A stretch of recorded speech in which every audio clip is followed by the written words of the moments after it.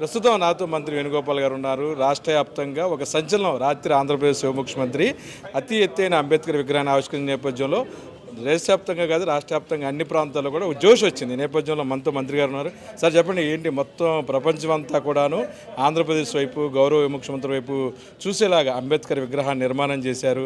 మరి పక్కన ఇది తప్పని చెప్పి కొన్ని పత్రికలు కానీ చంద్రబాబు కానీ మొదలెట్టేశారు. అప్పుడే ఇక్కడ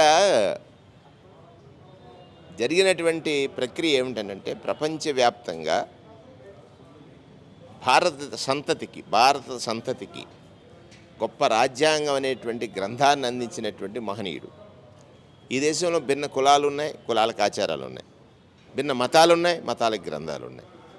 కానీ భారత సంతతి అంతా కూడా ఆచరించదగినటువంటి ప్రామాణిక గ్రంథాన్ని అందించినటువంటి మహనీయుడు డాక్టర్ బాబాసాహెబ్ భీమ్రావ్ అంబేద్కర్. మనం రాజ్యాంగం మీద కదా ప్రమాణం చేస్తున్నాం. రాజ్యాంగం మీద ప్రమాణం చేసి రాజ్యాంగ ప్రమాణం చేసినటువంటి వ్యక్తులు రాజ్యాంగాన్ని గౌరవించకుండా పాలించారు గత పాలకులు.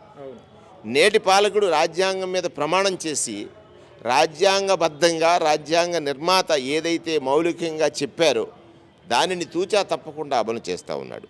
అంటే ఏ వర్గాలైతే రాజ్యాంగ అవసరాలు ఉన్నాయి, రాజ్యాంగం ఇచ్చినటువంటి అవసరాలు, రాజ్యాంగం ఇచ్చినటువంటి ఆదేశాలు ఉన్నాయో ఆ వర్గాల యొక్క అవసరాలు తీర్చడంలో గత పాలకులు విఫలం చెందారు. ప్రణాళికను రచించడంలో ఘోరంగా ఫెయిల్ అయ్యారు. కానీ నేటి పాలకుడు రాజ్యాంగ నిర్మాత ఏం చెప్పాడు? ఎడ్యుకేట్ చేయమన్నాడు. ఎడ్యుకేషన్ కోసం వారెంత ఖర్చు పెట్టారు, ఇప్పుడెంత ఖర్చు పెడుతున్నాం. ఎడ్యుకేషన్ కోసం వారేం నిర్ణయాలు తీసుకున్నారు, ఈనాటి పాలకుడు ఏం నిర్ణయాలు తీసుకున్నారు. అంటే సామాజిక న్యాయం అనేటువంటి పదానికి ఒక నిర్వచనం చెప్పి అమలు చేసి చూపించి సాధికారిత దశగా నడుస్తున్నటువంటి తరుణంలో నిన్న బాబాసాహెబ్ అంబేద్కర్ గారు రాజ్యాంగ నిర్మాత, అధికారం లభించినటువంటి పాలకుడు, ఆయనకు నివాళులు అర్పించడం కోసం ఆ సాధికారితను సాధించినటువంటి తరుణంలో నిన్న జరిగినటువంటి విగ్రహావిష్కరణ జరిగింది.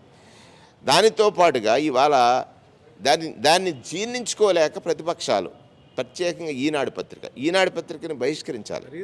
బాబాసాహెబ్ అంబేద్కర్ని అవమానించినటువంటి ఈనాడు రామోజీరావు క్షమాపణ చెప్పాల్సినటువంటి అవసరం ఉంది. ఈ సమాజం అంతా ఆలోచించాలి. ఈ దేశంలో జీవించే ప్రతి వ్యక్తి ఆలోచించాలి. ఈ రాజ్యాంగం అనేటువంటి ఒక గొప్ప రాజ్యాంగాన్ని మనకు రచించి ఇస్తే ఆ రాజ్యాంగం వల్ల కదా ఇవాళ ప్రజాస్వామ్యంలో అందరూ కూడా స్వేచ్ఛగా మీరు జీవిస్తున్నారే. ఈ స్వేచ్ఛకు కారకుడు ఎవరు? రాజ్యాంగ నిర్మాత కదా. రాజ్యాంగ నిర్మాత ఇంత స్వేచ్ఛనిచ్చి మీరు మాట్లాడినా రోతరాతలు రాసినా మీకు క్షమాభిక్ష లభిస్తుంది అని అంటే పలు న్యాయస్థానాల్లో కారణం రాజ్యాంగ నిర్మాత కదా. వారి పట్ల కూడా మీరు మీ ప్రవర్తన ఏంటో రాత్రి బయటపడిపోయింది. కారణం ఏమిటంటే ప్రజలు చైతన్యవంతులయ్యారు. ఎవరైతే నిమ్న జాతులు లేదా అణగారిన వర్గాలు ఉన్నారు, పేద వర్గాలు ఉన్నారు, బీసీలు, ఎస్సీలు, ఎస్టీలు, మైనారిటీలు రాజ్యాధికారానికి దూరంగా ఉన్నారు, రాజకీయ ప్రక్రియ మీద అంత అవగాహన పెంచుకోలేదు, వారందరూ ఆ రాజకీయ ప్రక్రియలో అవగాహన పెంచుకున్నారు, అవగాహనతో జీవిస్తున్నారు. అందుకే అందరూ కూడా జగన్మోహన్ రెడ్డి గారు సైడ్ పోలరైజ్ అవుతున్నారు. కారణం జనం జగన్ ఈ రెండు ఒక బంధంగా ఏర్పడినటువంటి తరుణంలో అనేక రకాల ప్రయత్నాలు చేస్తూ ఉన్నారు. కాకా కులాలు కలుస్తున్నాయి. ఏదైతే కాకా కులాలంటే వాళ్ళు ఒకటే లక్ష్యం, పేదవాడిని ఎలా దోపిడీ చేయాలి, పేదవాడికి చేరాల్సిన ధనాన్ని ఎలా దోపిడీ చేయాలి. 2,60,000 కోట్ల రూపాయలు ఇవాళ నేరుగా డీబీటీ ద్వారా ప్రజలకు పంచాడు జగన్మోహన్ రెడ్డి గారు. నీ పాలనలో ఎప్పుడైనా చెప్పగలవా? ఎప్పుడైనా చేసావా? కారణం దోపిడీ చేసావు. తెలియకుండా దోపిడీ చేశానని అనుకున్నావు, కానీ ప్రజలు తెలుసుకున్నారు. ఈ తరుణంలో ఆ రోతరాతల వల్ల వాళ్ళ క్షమాపణ చెప్తే సమాజం క్షమిస్తుంది, లేకపోతే 24లో సమాధి చేస్తుంది వాళ్ళని.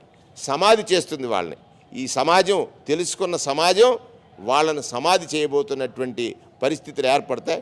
నిన్న జగన్మోహన్ రెడ్డి గారు ప్రపంచం గర్వించేలాగా, ప్రత్యేకంగా ఆంధ్రప్రదేశ్ రాష్ట్రం వైపు చూసేలాగా నిన్న చేసినటువంటి 206 అడుగుల ఎత్తు బాబాసాహెబ్ అంబేద్కర్ గారి విగ్రహాన్ని ఆవిష్కరించడం, రాజ్యాంగం అంటే మాకు భగవద్గీతతో, రాజ్యాంగం అంటే మాకు ఖురాన్తో, రాజ్యాంగం అంటే మాకు బైబిల్తో, అన్ని గ్రంథాలతో కలిసినటువంటి ఒక గ్రంథమే రాజ్యాంగం అని నమ్మినటువంటి ముఖ్యమంత్రి జగన్మోహన్ రెడ్డి గారు నిన్న అది చరిత్రలో సువర్ణాక్షరాలతో లిఖించాడు. Thank you sir.